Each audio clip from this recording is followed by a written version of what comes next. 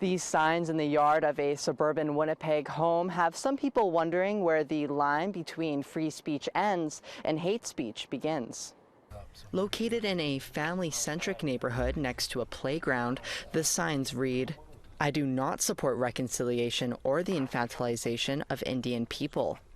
The Orange Shirt movement is a terrorist entity that burns churches, tears down statues, and hides behind murdered kid lies, as well as, "I do not support the gay agenda or the sexualization of kids and school libraries." I was taken back. And kind of upset, like, wow, this is still happening. Lee Gott says his son sent him a picture of the signs last week while in the area. Concerned, he shared it with APTN News and friends, wondering if the statements constitute a hate crime. I sent it on Messenger to my friends, and the outcome was the words they were using is WTF, and oh, it's still going on. It's still happening, and naive people, they don't know, or they thinking it's denialism. Gott is a day school survivor whose relatives also attended residential school.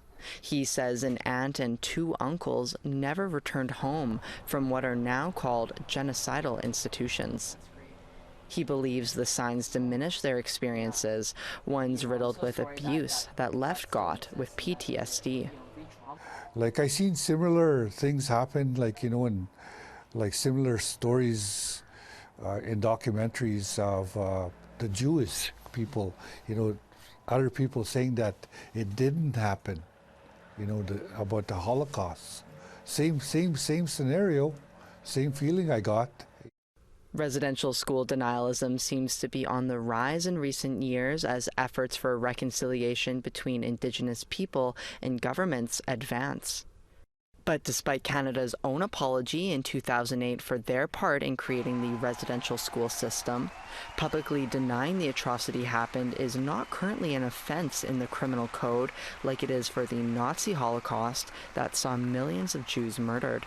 An NDP MP for Winnipeg is hoping to change that with a private member's bill. Well, currently, in the criminal code, Section 319 recognizes Holocaust denialism as a hate crime.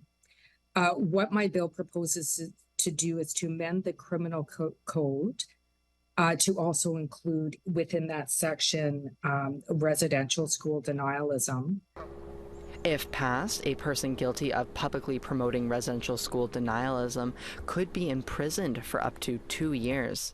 This includes condoning, downplaying, justifying, or misrepresenting facts about the residential school system. Private conversations like table talk between friends are not included, but Gazan says it's up to the courts to determine where each case may fall. The reason that we need the bill, there's growing extremism in this country. There's growing hate movements in this country. And so it's also received that kind of response, which speaks to the need for the bill. Survivors, families, communities have a right to be protected from hate. In a statement to APTN News, Winnipeg Mayor Scott Gillingham said in part, "Residential schools were real and a dark part of Canada's history. Their devastating impact is still felt today. Denying or minimizing this truth only deepens the harm and slows the path to healing." The mayor's office says the signs don't violate city bylaws.